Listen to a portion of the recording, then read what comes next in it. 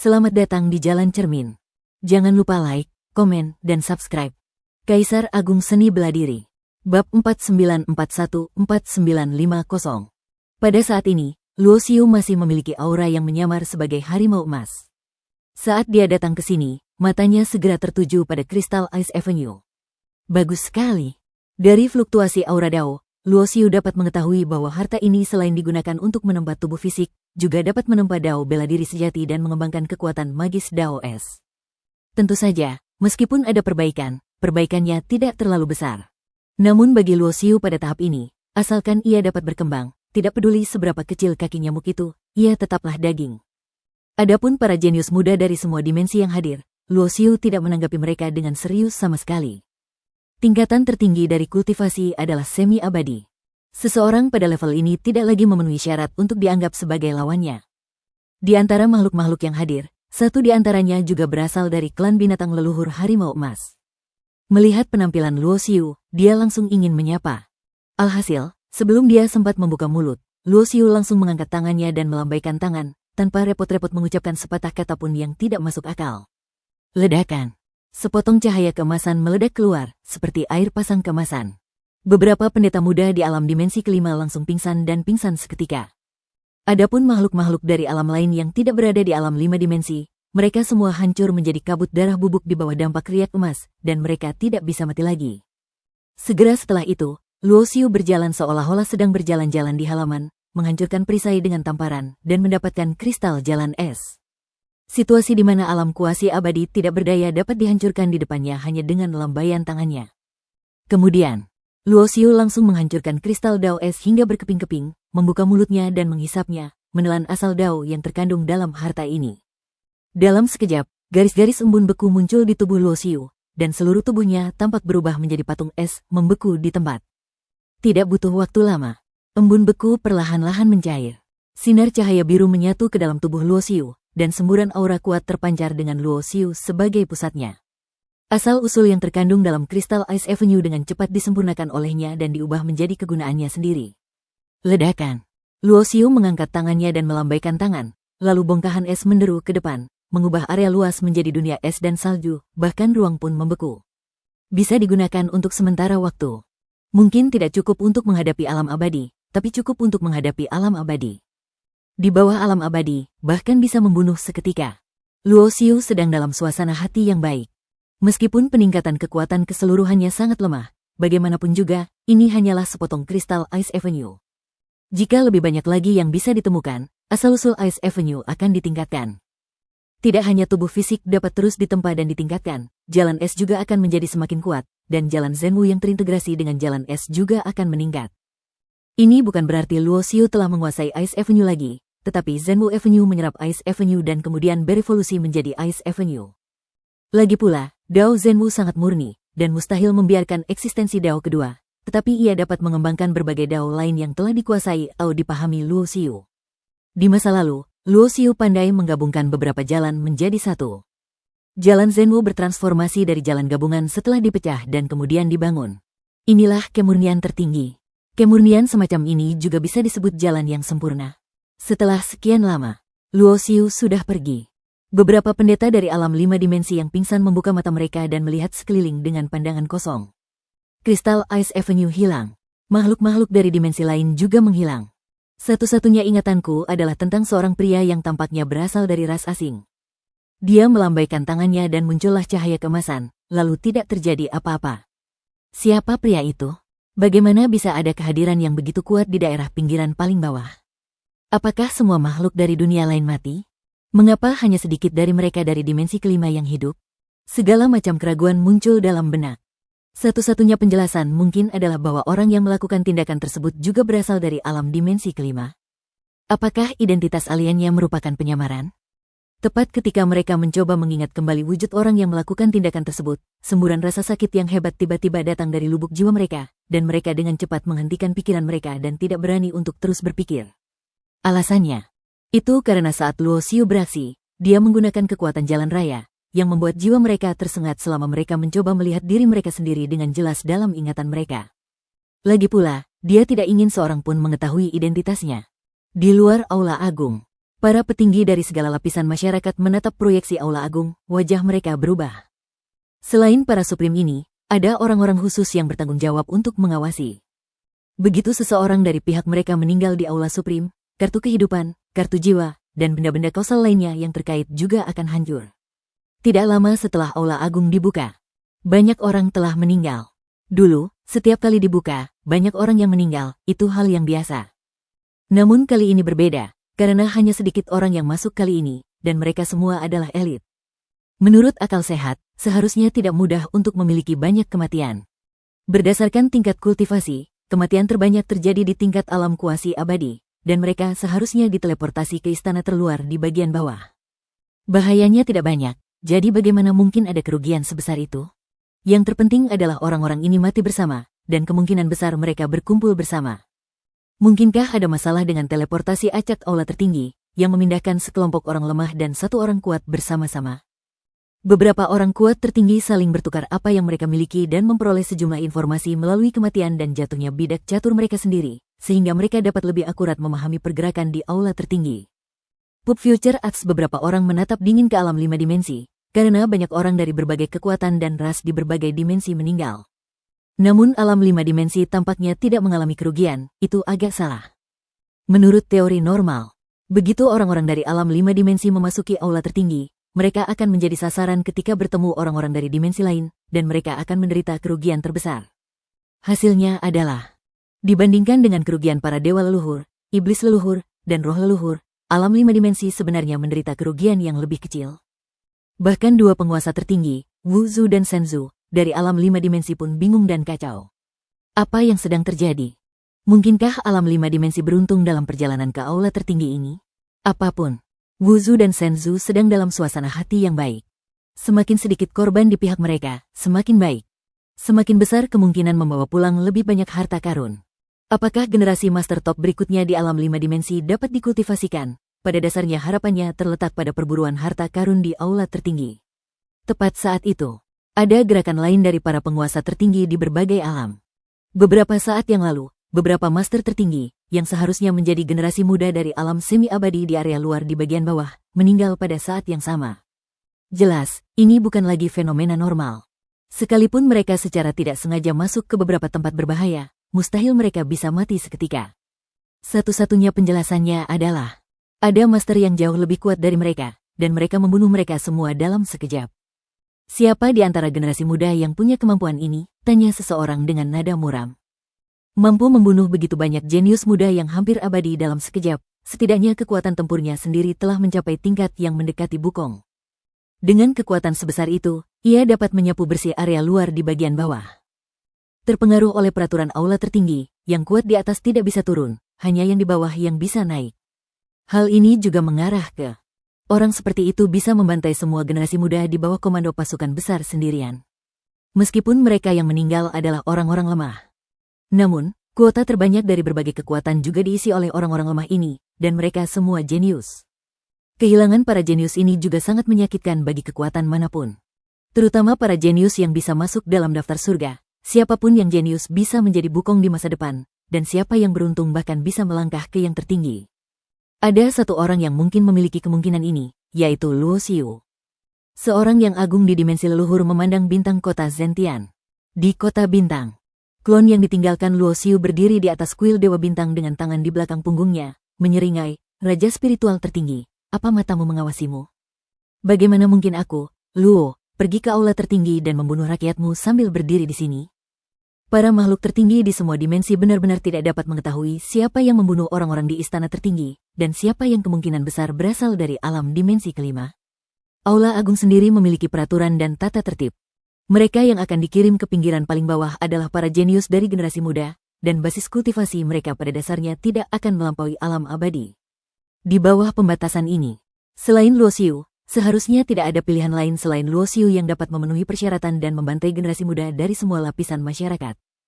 Namun, tetapi sekarang dia dapat melihat dengan mata kepalanya sendiri bahwa Luo Xiu ada di kota bintang.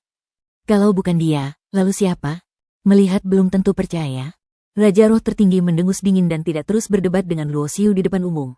Tetapi intuisinya mengatakan kepadanya bahwa apa yang terjadi di aula tertinggi, kemungkinan besar, tidak dapat dipisahkan dari Luo Xiu. Iklan Pub Future pada saat yang sama. Di area tepi paling bawah Aula Agung, Luo Xiu menyapu istana satu persatu. Selama dia melihat dan menemukannya, dia akan membunuh semua orang yang tidak berada di alam 5 dimensi, membunuh banyak orang. Dalam waktu singkat, dia membunuh banyak makhluk. Hanya saja bagi Luo Xiu, membunuh orang-orang lemah ini tidak ada artinya sama sekali, malah terlihat tidak mengenakan. Oleh karena itu, fokus utama Luo Xiu masih pada pencarian harta karun. Tidak butuh waktu lama, Luo Xiu menemukan kristal jalan es lainnya. Setelah memurnikan dan menyerapnya, jalan Zenmu berevolusi menjadi kekuatan magis es yang jauh lebih kuat. Istana Hexian. Di antara banyak istana yang tersusun dalam piramida aula tertinggi, istana di baris paling bawah merupakan yang paling terkenal. Pertama-tama, istana Hexian cukup berbahaya. Para jenius yang memasuki istana tertinggi untuk berburu harta karun di generasi sebelumnya telah menderita banyak korban karena ego mereka. Lalu, ada banyak peluang di istana Hexian. Khususnya, terdapat sebuah harta karun di istana Hexian yang dapat digunakan sebagai harta karun untuk membawa jalan besar. Harta karun itu sangat berharga dan disebut batu Hexian. Tentu saja, batu Hexian juga memiliki kualitas. Hanya batu Hexian terbaik yang dapat digunakan sebagai harta karun untuk menopang jalan agung. Namun, meskipun batu Hexian bukan kualitas terbaik, tetaplah batu yang baik untuk memurnikan senjata dewa dan senjata sihir. Jika jumlahnya cukup banyak, batu ini dapat memurnikan harta karun Tao tingkat tertinggi. Sayangnya, istana Hexian terlalu berbahaya, sehingga semakin sedikit orang yang pergi ke sana selama bertahun-tahun. Selama masih ada batu Hexian, tempat itu pasti sangat berbahaya. Konon, batu Hexian sendiri memiliki spiritualitas. Begitu seorang biksu mendekat, ia pasti akan menyerang. Cahaya suci yang memancar sangat dahsyat.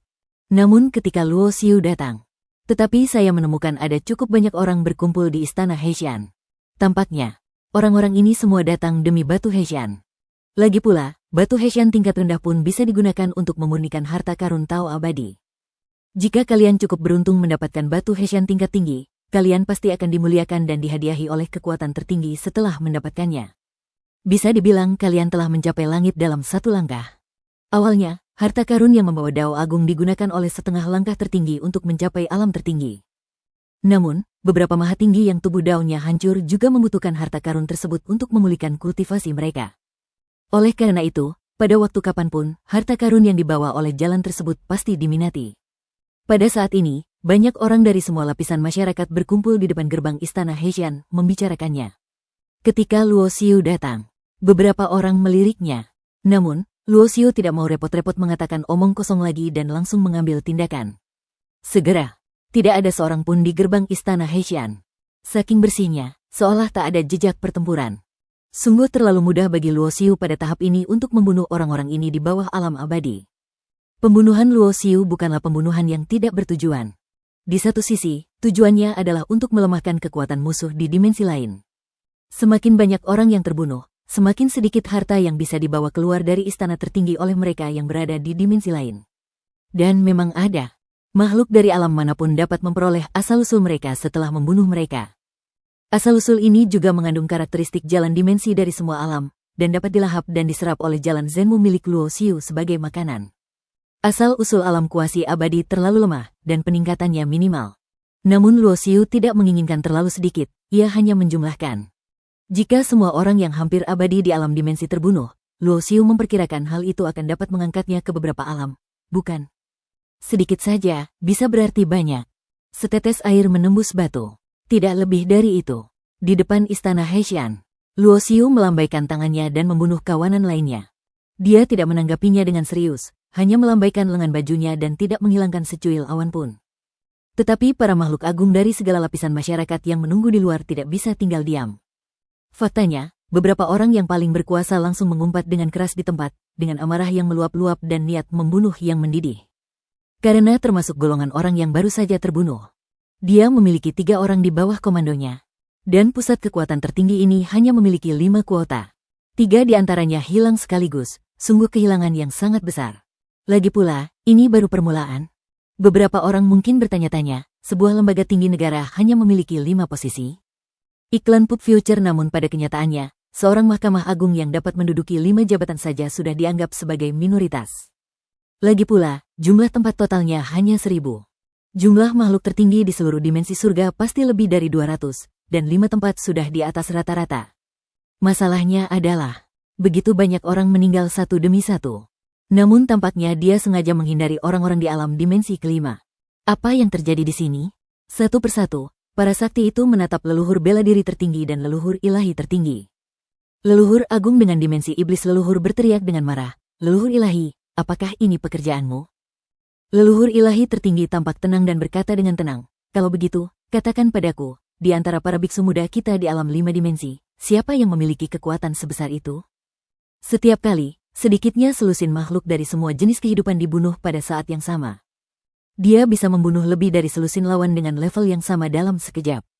Kekuatan seperti itu terlalu berlebihan. Melihat orang lain tidak berbicara, leluhur ilahi tertinggi berkata lagi, "Jangan hanya ingin menyiram kami dengan air kotor. Sudah banyak krisis di aula tertinggi. Mungkin orang-orangmu telah memicu beberapa pembatasan berbahaya." Kentut. Mendengar ini, Sang Maha Kuasa dari dimensi iblis leluhur tak kuasa menahan diri untuk mengumpat lagi. Kalau memang ada batasan berbahaya di aula Maha Kuasa, kenapa orang-orang yang meninggal di semua dimensi, selain mereka yang berada di alam dimensi kelimamu, tidak mengalami kerugian? Dengarkan ini. Leluhur ilahi tersenyum, tetapi senyumnya sedikit pahit. Semua orang tahu bahwa orang-orang kami di alam dimensi kelima pasti akan menjadi sasaranmu. Dimanapun ada harta karun, orang-orang kami akan dipaksa mundur oleh orang-orangmu. Dan kemudian orang-orangmu akan menyerbu dan mereka semua mati, jadi kau menyalahkan kami? Saat kata-kata itu terucap, sosok leluhur ilahi tertinggi tiba-tiba lenyap dari tempatnya.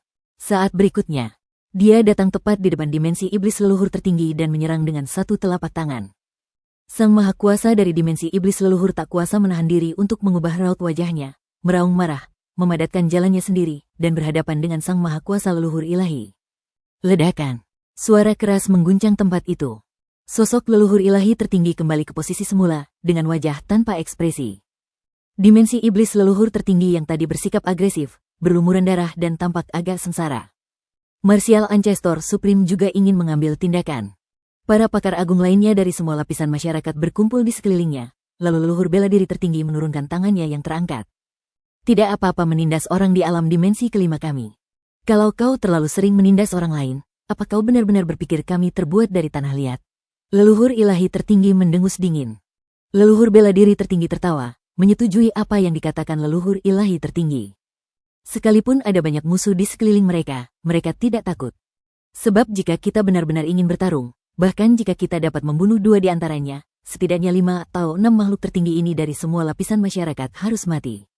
Orang-orang asing ini, tapi aku tidak punya nyali dan keberanian. Tetapi, ketika orang-orang kuat dari semua lapisan masyarakat ini memikirkannya dengan saksama, mereka harus mengakui bahwa kesimpulan yang dibuat oleh leluhur dewa tertinggi sangat masuk akal.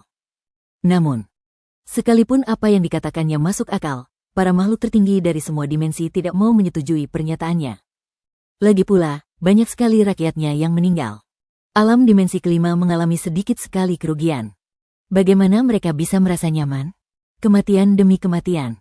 Para makhluk agung dari segala lapisan masyarakat tidak dapat lagi tetap tenang. Bisakah orang-orang di atas turun? Menurut aturan normal, kita hanya bisa naik ke Istana Agung, tapi tidak turun. Kalau tidak, kalau orang-orang kuat dari atas turun untuk membantai, siapa yang bisa menolaknya? Sekalipun orang-orang di atas tidak bisa turun tangan untuk menyelidiki, jika ada cara untuk menyampaikan berita tersebut, setidaknya orang lain dapat mengetahuinya dan menghindari krisis yang tiba-tiba. Menara Zutian seharusnya tahu tentang hal semacam ini. Lagi pula, keberadaan Menara Zutian lebih tua dari dunia kehidupan dan kematian. Satu demi satu mata memandang ke arah beberapa pria kuat yang hadir di Menara Zutian. Di antara orang-orang kuat yang hadir, sosok agung dari Menara Zutian juga ada di sana, tetapi seluruh tubuhnya diselimuti cahaya, membuatnya sulit melihat dengan jelas, dan auranya membuat mustahil untuk menilai asal-usulnya. Yang saya tahu adalah orang ini disebut sebagai guru ramalan tertinggi.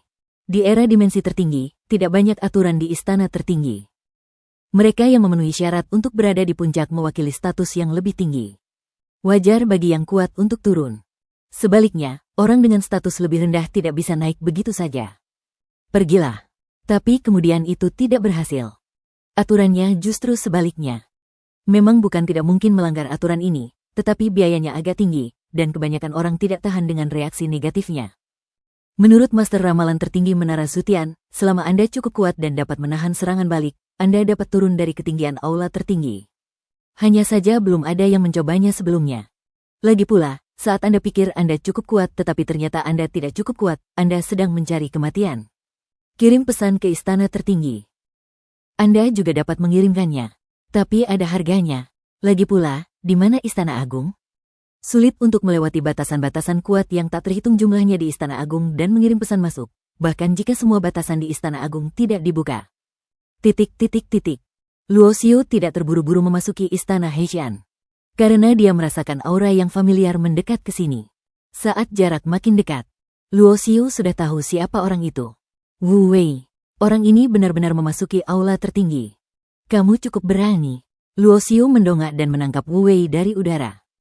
Karena aura dan penampilan Luo Xiu saat ini masih dalam bentuk harimau emas, Wu Wei tidak mengenalinya. Dia hanya merasakan fluktuasi di sini dan mengira ada pertempuran di sini. Dengan harta karun tak terduga di Istana Hexian, dia berpikir untuk melihat apakah dia bisa datang dan memanfaatkannya. Hasilnya, begitu mereka mendekat, mereka ditemukan oleh makhluk binatang leluhur yang kuat. Tanpa keraguan. Hanya dengan satu gerakan, Wu Wei terbanting ke tanah, dan Luo Xiu sengaja menarik kembali kekuatannya. Jangan berpura-pura, lagi pula, kau juga pewaris langsung keluarga Wu Zhu. Mustahil kau tidak punya cara untuk menyelamatkan nyawa, kan? Luo Xiu tersenyum tipis, dan Wu Zenggang di sana berhenti bersembunyi. Apa kau benar-benar berpikir kau bisa menyembunyikannya dariku dengan kemampuan bersembunyimu yang payah ini? Segera setelah pernyataan ini keluar, ekspresi Wu Wei berubah lagi. Di sisi lain, Wu Zenggang, yang ingin menyelinap dan menyerang, juga berjalan keluar dari kehampaan dengan ekspresi serius dan menatap Luo Xiu. Siapa kamu? Kau jelas-jelas menahan diri barusan, dan kau tidak punya niat membunuh. Wu Wei juga bingung. Justru karena dia tidak merasakan adanya niat membunuh itulah dia tidak menggunakan kartu truf penyelamat hidupnya. Bagaimana menurutmu, saudara Luo? Wu Wei menyipitkan matanya. Kau cukup pandai menebak. Luo Xiu bahkan tidak gemetar dan berubah ke wujud aslinya. Meski ada spekulasi. Namun, Wu Wei masih terbelalak. Lagi pula, semua orang mengira Luo Xiu tidak datang ke aula tertinggi. Wu Zenggang terkejut dan lega pada saat yang sama. Lagi pula, dilihat dari cara yang ditunjukkan pihak lain, dia dan Wu Wei tidak bisa mengalahkannya bersama-sama. Jika mereka benar-benar musuh, mereka akan berada dalam masalah besar. Sekarang aku tahu orang di depanku adalah Luo Xiu. Wu Wei tentu saja ingin memeluk kaki tebal ini apapun yang terjadi. Jangan katakan apapun lagi. Setidaknya di pinggiran bawah aula tertinggi, kemanapun Luo Xiu pergi, dia menyapu bersih semuanya dan begitu tak terkalahkan sehingga tak seorang pun dapat menghentikannya.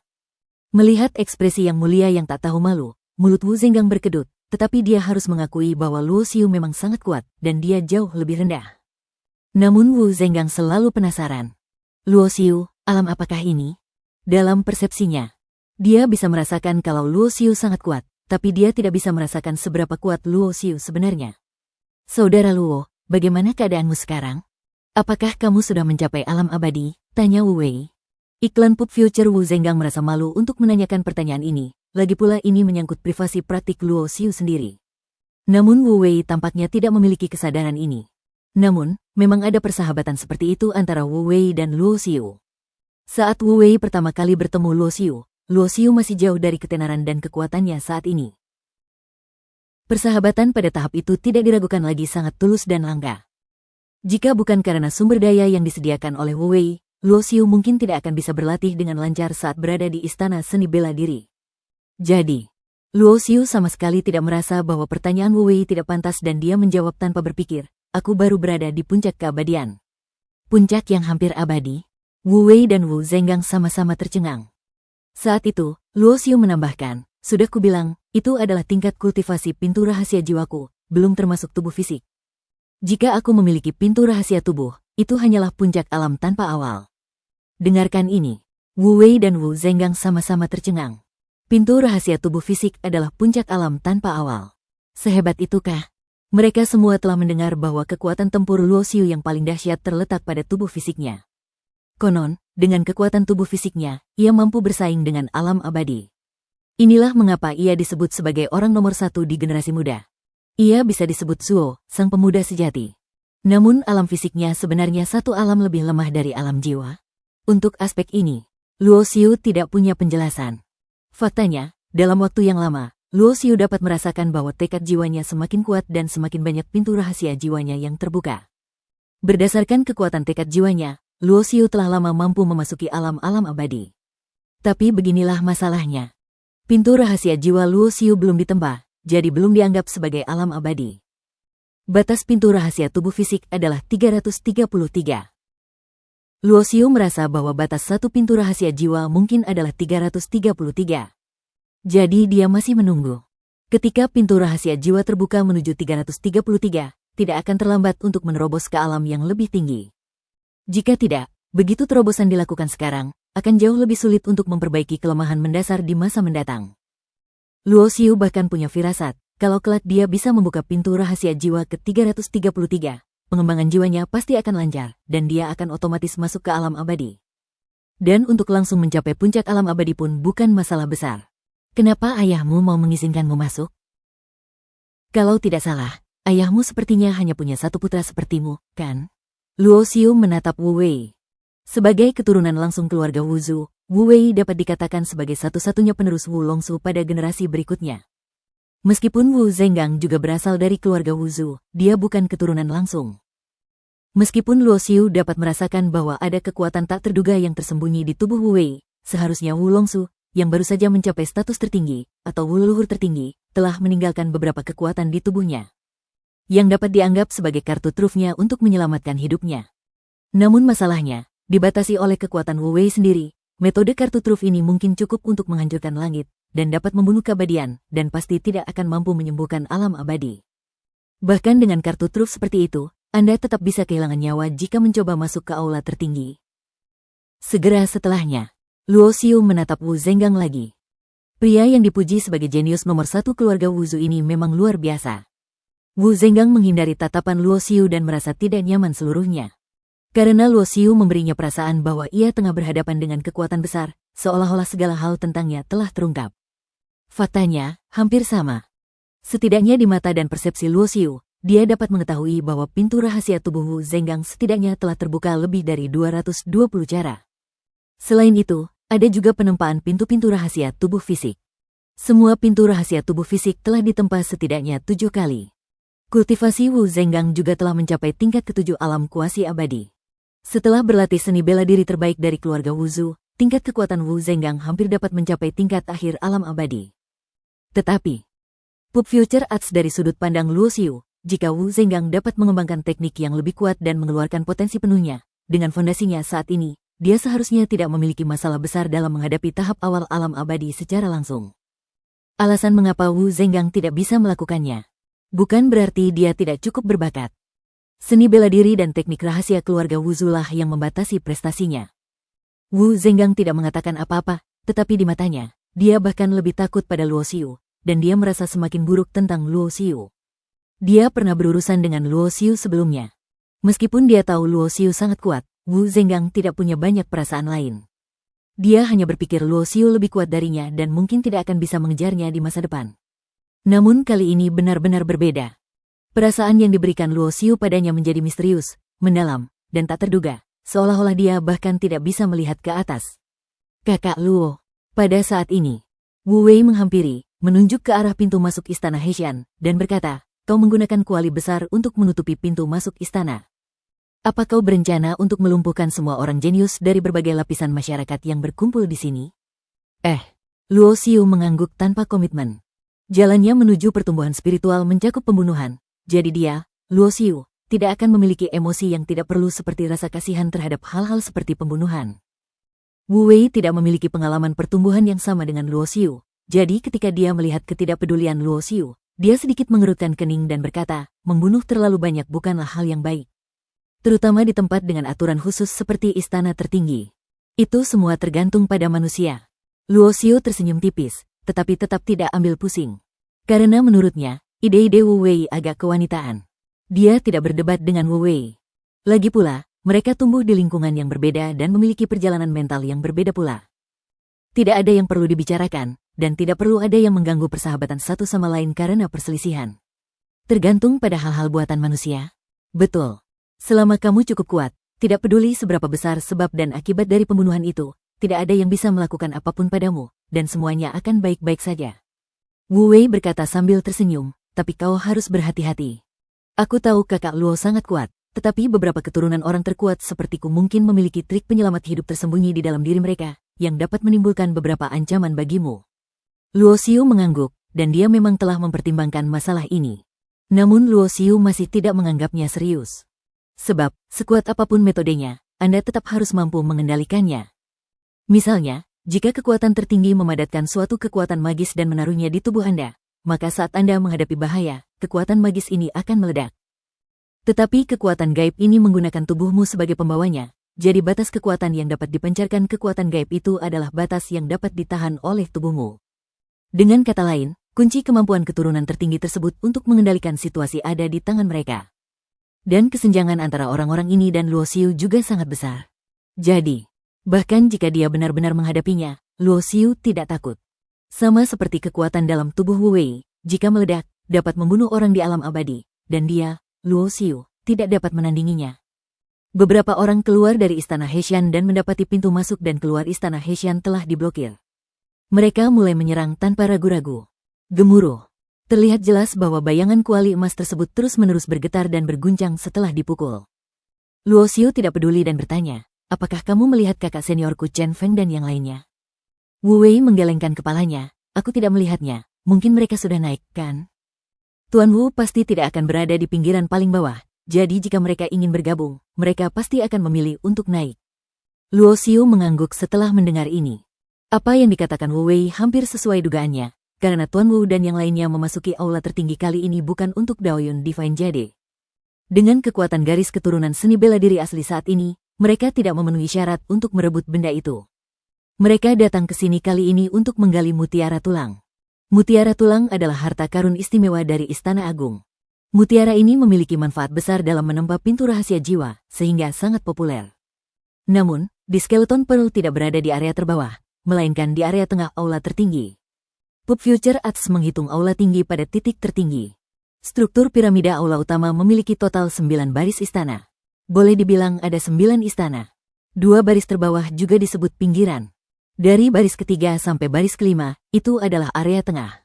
Di atas baris keenam, itu adalah area berbahaya. Sebuah pikiran muncul di benakku. Luo Xiu mengambil kembali Zen Wuding yang menyegel gerbang istana Hexian. Di tengah gemuruh itu, 7 sosok bergegas keluar, dan serangan demi serangan dari senjata-senjata magis menyapu ke arah Luo Xiu. Salah satu dari mereka melihat Wu Wei dan mencibir, siapa yang menyegel pintu waktu itu? Ternyata dia keturunan langsung keluarga Wuzu, yang datang ke sini untuk mencari kematian. Wu Wei mengangkat bahu, terlalu malas untuk mengatakan apapun. Wu Zenggang di samping juga memiliki wajah tanpa ekspresi dan tidak berniat mengambil tindakan. Karena di kedua mata mereka, dengan adanya iblis besar Luo Xiu di sini, bagaimana kita masih bisa menggunakan mereka berdua? Pada saat ini, Luo Xiu bergerak, dia meninju, dan kuali Zenwu pun bergerak sesuai dengan itu, menghancurkan kekosongan dan menyapu. Disertai suara gemuruh yang dahsyat. Kehampaan berskala besar itu dihancurkan oleh kuali Zenwu. 7 sosok yang baru saja keluar dari istana Hexian juga hancur berkeping-keping, lenyap tanpa jejak. Wu Zenggang dan Wu Wei tak kuasa menahan napas ketika melihat adegan ini. Luo Xiu ini benar-benar sakti dan mesum. Tidak mungkin hanya ada beberapa orang di istana Hexian. Beberapa orang ini mungkin keluar karena mereka merasa tidak mendapatkan manfaat apapun dari keberadaan mereka di sana, kata Luo Xiu. Ada 2 jalan bercabang di istana Hexian, dan peluangnya cukup mirip, kata Wu Wei. Luo Xiu tersenyum dan berkata, tunggu aku di sini. Aku akan kembali secepatnya. Kata-kata itu jatuh. Luo Xiu menggunakan kuali bela diri sejati dan memblokir salah satu dari 2 jalan bercabang di istana Hexian lagi. Lalu dia berjalan ke lorong lain sambil meletakkan tangannya di belakang punggungnya. Dia berencana untuk menangkap semua orang jenius dari semua lapisan masyarakat di sini. Saat memasuki lorong itu, pemandangan di depan Anda tiba-tiba berubah, seakan-akan Anda memasuki dunia burung yang berkicau dan bunga-bunga yang harum. Jika melihat ke atas, Anda dapat melihat bunga-bunga dan tanaman eksotis di mana-mana, serta gunung-gunung yang menjulang tinggi. Tidak bertahan lama. Luo Xiu melihat jejak beberapa obat ajaib yang digali, dan di beberapa tempat, dia merasakan aura sisa beberapa bahan yang dapat digunakan untuk memurnikan senjata. Tiba-tiba, makhluk dari dimensi iblis leluhur muncul di depan, tampaknya berencana untuk pergi dari sini. Makhluk iblis leluhur itu juga melihat Luo Xiu dan merasakan aura Luo Xiu yang kuat. Ia ragu sejenak dan tidak memilih untuk bertindak. Ia berencana untuk terbang tepat di atas kepala Luo Xiu. Luo Xiu mendengus dingin, dan dengan kilatan tubuhnya, dia menghentikan makhluk iblis leluhur itu. Lagi sibuk apa? Mata makhluk iblis leluhur itu waspada. Apakah klan harimau emas ingin menjadi musuh dimensi iblis leluhur kita? Jangan salah paham, aku cuma mau tanya, apa ada banyak orang di dalam? Kenapa kamu mau pergi? Tanya Luo Xiu sambil tersenyum. Makhluk iblis leluhur itu tampak agak jelek. Karena dia dapat merasakan bahwa orang dari klan macan emas ini tidak takut sama sekali. Puncak alam semi abadi. Dalam persepsi makhluk iblis leluhur ini, Luo Xiu memiliki aura kultivasi seperti itu. Dan makhluk iblis leluhur ini berada di level kedua yang hampir abadi. Kesenjangannya tidak kecil. Sepopuler apapun dimensi iblis leluhur, ini adalah aula tertinggi. Sekalipun kau terbunuh, selama tak seorang pun mengetahuinya, kematianmu akan sia-sia. Namun, makhluk iblis leluhur ini tetap tenang dan mencibir. Harimau emas, kusarankan kau menahan diri. Tuan Xiong Kui sudah dekat. Jika kau berani bertindak, kau pasti akan mati. Xiong Kui. Luo Xiu mencubit dagunya, dan ia agak terkesan dengan nama ini. Di dimensi iblis leluhur, ia dianggap sebagai jenius tingkat atas, dan tingkat kultivasinya berada di level abadi. Namun menurut aturan aula tertinggi, Xiong Kui tidak boleh berada di baris pertama istana di bagian bawah, setidaknya ia harus berada di baris kedua atau lebih tinggi. Seorang jenius teratas di alam abadi tingkat ke-6, dekat dengan tingkat ke-7, kekuatan tempurnya masih sangat kuat.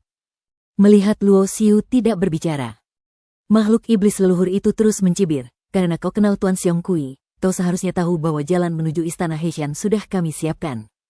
Kau harus keluar secepat mungkin, kalau tidak kau akan mati. Dengan kata-kata kejam di bibirnya, makhluk iblis leluhur ini terus mundur, menjaga jarak, dan bisa melarikan diri kapan saja. Ia berkata dengan suara dingin, tekanan akan segera datang.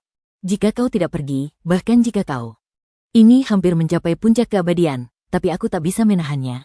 Yang disebut kekuatan tekanan mengacu pada kekuatan penahan unik di istana Heishan. Seperti kata pepatah, peluang dan bahaya hidup berdampingan. Ada banyak harta karun tak terduga di istana Heishan. Namun, ada juga bahayanya. Bahaya terbesar datang dari kekuatan tekanan yang besar, yang akan terjadi sewaktu-waktu.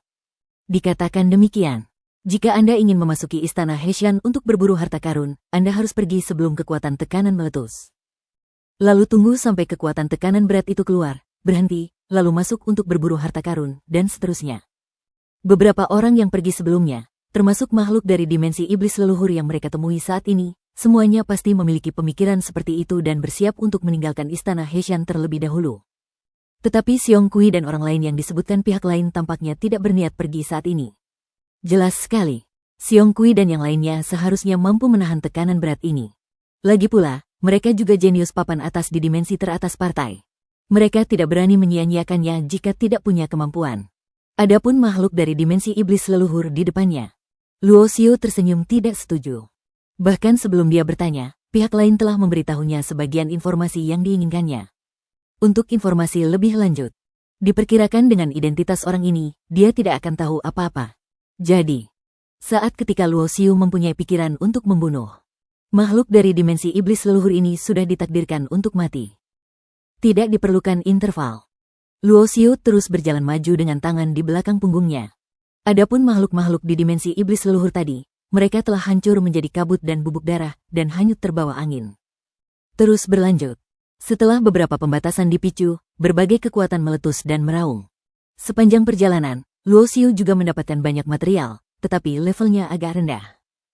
Setelah mendapatkannya, Luo Xiu terlalu malas untuk terus mendapatkan lebih banyak lagi.